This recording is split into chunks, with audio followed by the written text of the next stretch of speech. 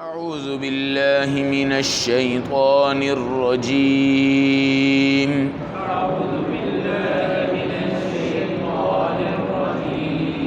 بسم الله الرحمن الرحيم.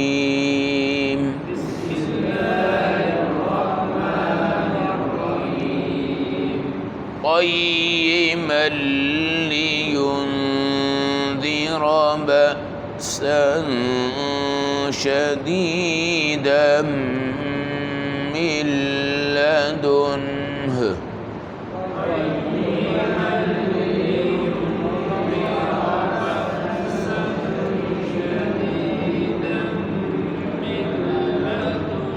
ويبشر المؤمنين الذين يعملون الصالحات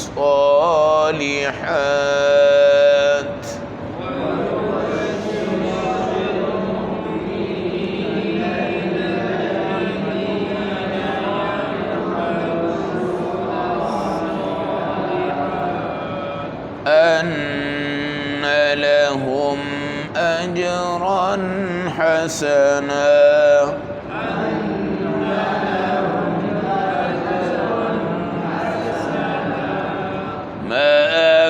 ماكثين فيه أبدا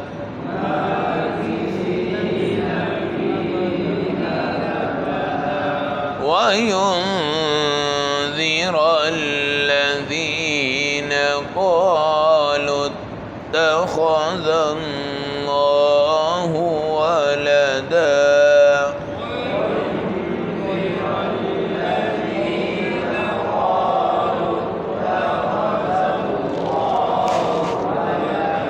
صدق الله العظيم.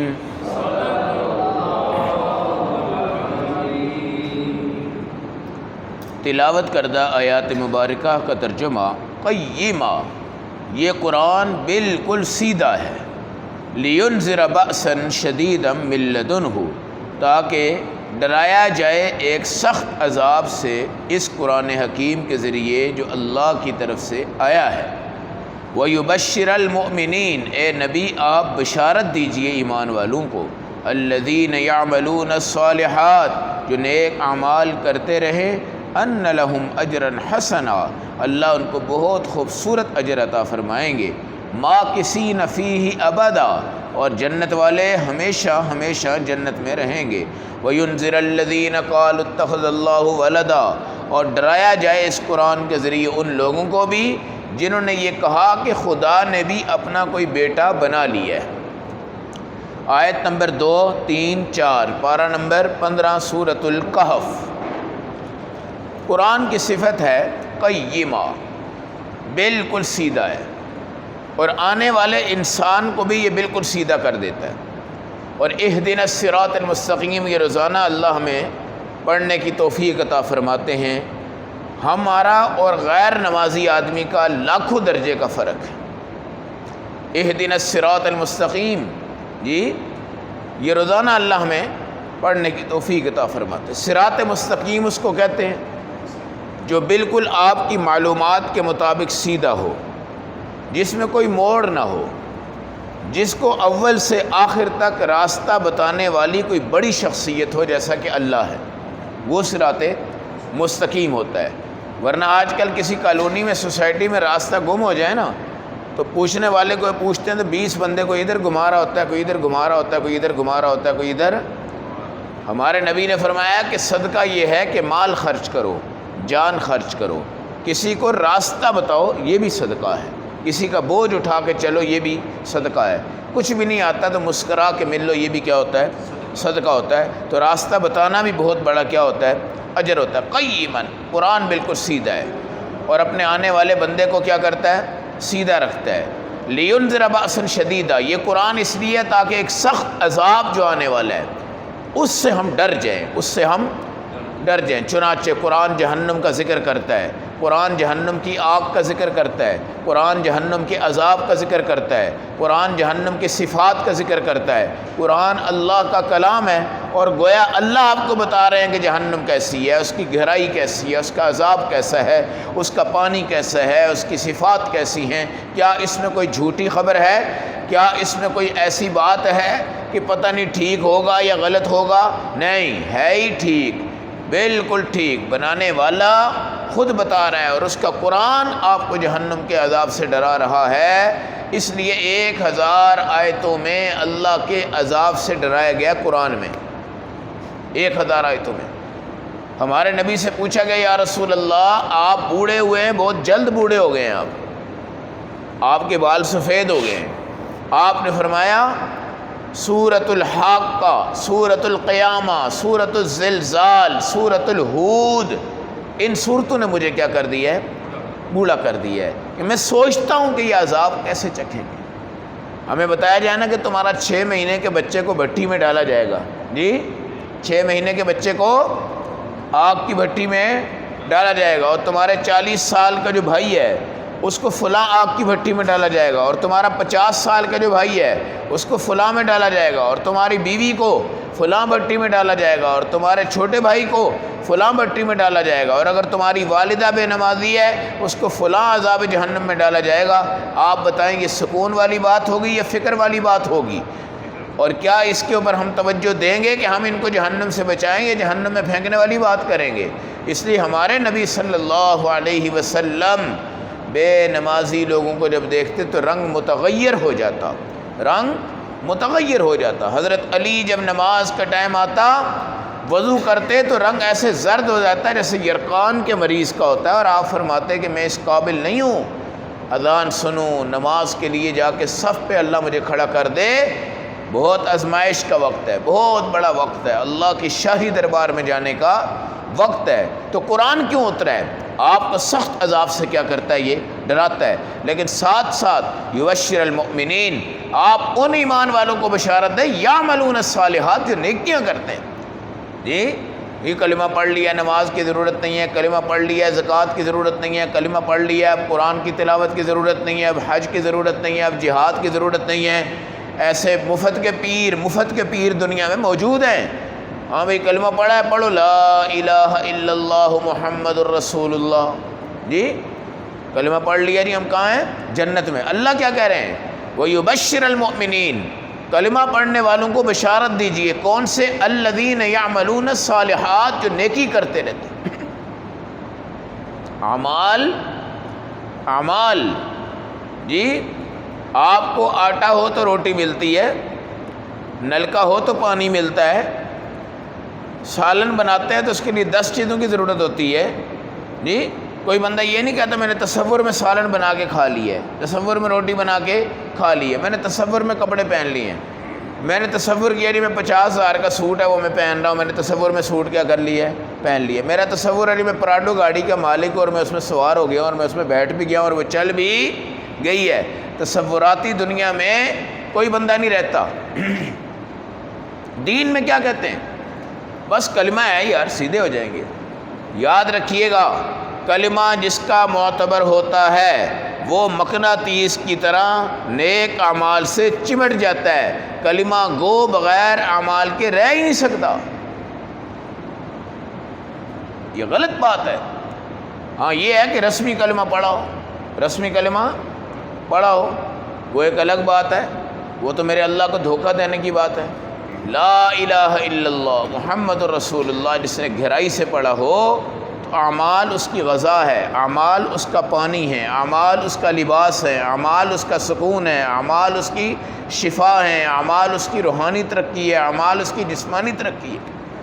5 ٹائم کی نماز پر آپ کے وضو میں ہاتھ ہلتے ہیں، 5 ٹائم کی نماز پر اپنے اوپر آپ وضو کرتے ہیں، پیچھے مڑ کے آپ مسح کرتے ہیں، پھر اس کو بیک کر کے آگے لاتے ہیں، پھر کانوں کی ایکسرسائز کرتے ہیں، پھر گردن کا مسح کرتے ہیں، پھر اپنے ہاتھوں کا مساج کرتے ہیں، پھر انگلیوں کا خلال کرتے ہیں، جی اور اس کے بعد اپنے پاؤں کو کیا کرتے ہیں؟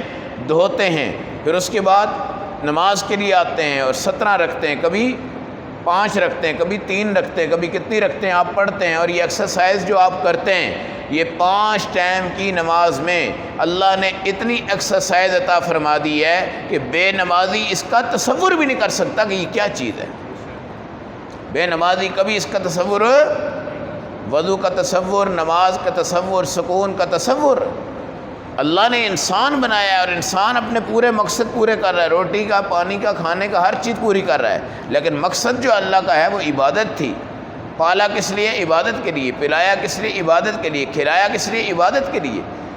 اعمال کے بغیر کے جہاں میں مت جائیں، اعمال کے بغیر کے جہاں میں مت جائیں، بالکل آپ کا تعارف نہیں رہے گا۔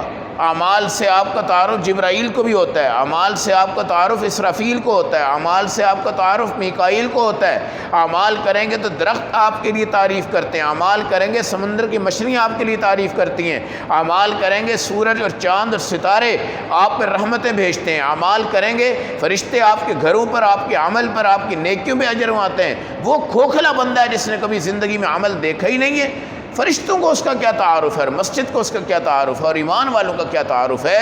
تو تعارف ہمارا ہوگا پرچون والے کو، دودھ والے کو، سبزی والے کو، روٹی والے کو، تندور والے کو، کپڑے والے کو، جوتی والے کو، ان کو تعارف ہوتا ہے، لیکن نیک فرشتوں کو اعمال کے بغیر کسی کا کوئی تعارف نہیں ہوتا۔ ان لہم اجرا حسنا، اللہ تمہیں بہت پیارا اجر دیں گے۔ دیکھیں خدا کی رحمت، کبھی جنت میں ڈال کر اللہ کسی کو باہر نکالیں گے؟ اور جہنم میں ڈال کر تو نکالتے ہی جائیں گے، جہنم میں ڈال کر تو نکالتے ہی جائیں گے، لیکن جنت میں ڈال کر اللہ نے کبھی کسی کو نہیں نکالا۔ پھر جنت کے 8 دروازے ہیں اور جہنم کے 7 دروازے ہیں۔ پھر سال کے 1 مہینے میں جہنم کے دروازے بالکل لاک ہو جاتے ہیں، اور وہ کون سا ہے؟ رمضان المبارک کا مہینہ۔ یہ تمام چیزیں ہیں نا، تو یہ اللہ کی رحمت ہمہ وقت ہوتی ہے۔ ماکثین فیہ ابدا، ہمیشہ آپ نے کہاں رہنا ہے؟ انشاءاللہ جنت میں رہنا ہے۔ ہمیشہ کہاں رہنا ہے؟ جنت میں رہنا ہے۔ دنیا کا کوئی ٹھکانہ بھی پوری کائنات میں جو بناتا ہے، کیا کبھی ہمیشہ رہ سکتا ہے وہ پہ؟ اور ہوتا کیا ہے؟ ہوتا کیا ہے سردار صاحب؟ بندہ آج 5 مرلے کا مکان بناتا ہے نا، تو خود 60 سے 65 سال کا ہوا ہوتا ہے۔ جی عبدالرزاق صاحب، جس ٹائم آپ ریٹائر ہوتے ہیں نا، اس ٹائم آپ نے اپنے مکان کو صحیح کرنا ہوتا ہے، اور آپ کے بچے اوپر چڑھ رہے ہوتے ہیں جی۔ اور جس کا باپ مکان بنا کے زندگی میں نہیں جاتا، اس کے بچوں کو پوری زندگی پہ سوڑی پڑ جاتی ہے، سوڑی پڑ جاتی۔ ایک مکان بناتے بناتے ہم اس دنیا سے رخصت ہو رہے ہوتے ہیں۔ اور ماکثین فیہ ابدا، یہاں ہمیشہ رہیں گے، اور یہاں پہ ینگ ہوں گے، بالکل ینگ، کسی کا پیٹ باہر نہیں نکلا ہوگا جنت میں، بالکل برابر پلین سائز، اور 33 سال کی جوانی، اور بلیک قسم کے بال ہوں گے، اور داڑھی شاڑھی کوئی نہیں، کلین شیو، بالکل چٹے گورے، اور نور تبدیل ہوتا رہے گا، نور تبدیل ہوتا رہے گا، اور وہاں پہ کوئی کالا نہیں ہوگا، سارے گورے ہوں گے، سفید ہوں گے، خوبصورت ہوں گے۔ اور قرآن کہتا ہے ماکثین فیہ ابدا وینذر الذین قالوا اتخذ اللہ ولدا، یہ قرآن ڈراتا ہے ان بدبختوں کو جنہوں نے کہا یہ خدا کا بیٹا ہے، خدا کی بیٹی ہے، خدا کے شریک ہیں، خدا بھی اولاد والا ہے، خدا کے بچے ہیں، خدا کی فلاں ہیں، خدا کی فلاں ہیں۔ وہ عیسائی ہیں، کون ہیں؟ عیسائی ہیں اور یہودی ہیں، جنہوں نے کہا 3 خدا ہیں۔ کتنے خدا ہیں؟ 3 خدا ہیں۔ یہودیوں نے کہا کہ عزیر اللہ کے بیٹے ہیں، عیسائیوں نے کہا کہ عیسیٰ اللہ کے بیٹے ہیں، مریم بھی خدا ہیں، خدا بھی خدا ہیں، عقیدہ تثلیث والے، یہ قرآن ان کو ڈراتا ہے، خبردار ٹھہر جاؤ۔ قل هو اللہ احد اللہ الصمد وإلہکم الہ واحد وإلہکم، تمہارا اللہ کیا ہے؟ ایک ہے، لا الہ الا هو الرحمن الرحیم، اس کے سوا کوئی نہیں ہے۔ تو بھائی قرآن جہاں پہ ڈرائے نا، ہمیں ڈرنا چاہیے، کانپنا چاہیے، جتنے ہم ڈر سکتے ہیں ڈریں، جتنے ہم ڈر سکتے ہیں ڈریں، کیونکہ یہ حقیقت بتاتا ہے، سچا نقشہ بتاتا ہے، سچی جہنم بتاتا ہے، جہنم کا پورا پورا عذاب آپ کو بتاتا ہے، جہنم میں کون لوگ جاتے ہیں یہ ان کو بتاتا ہے۔ تو ایمان جو ہوتا ہے نا، ایمان ایمان اعمال کے بغیر کبھی نہیں چمکتا، ایمان اعمال کے بغیر کبھی ہوتا بھی نہیں ہے۔ یہ ہو نہیں سکتا کہ ایمان اندر اور عمل زندہ نہ ہو۔ ایمان اندر ہو اور اللہ کی اللہ اکبر پہ ہم مسجد میں نہ جائیں، ایمان اندر ہو تو اللہ اکبر پہ ہم جہاد میں نہ جائیں، ایمان اندر ہو تو ہم اعمال پہ نہ جائیں۔ اور یہ لوگوں کا نعرہ جی کلمہ پڑھ لیا جنت میں، کلمہ پڑھ لیا جنت میں، کلمہ پڑھ لیا جنت میں، بالکل غلط ہے، بالکل غلط ہے۔ ہاں یہ ہوتا ہے، حدیث میں آتا ہے جس نے لا الہ الا اللہ پڑھ لیا جنت اس پہ حلال ہے اور جہنم اس پہ حرام ہے۔ اس کا مقصد یہ نہیں ہے کہ صرف کلمہ پڑھ لیا، اس کا مقصد یہ ہے کلمے اور کلمے کے تقاضے کو اس نے کیا کیا ہے، پورا کیا ہے۔ اللہ ہم سب کو عمل و سمجھ کی، فہم کی توفیق عطا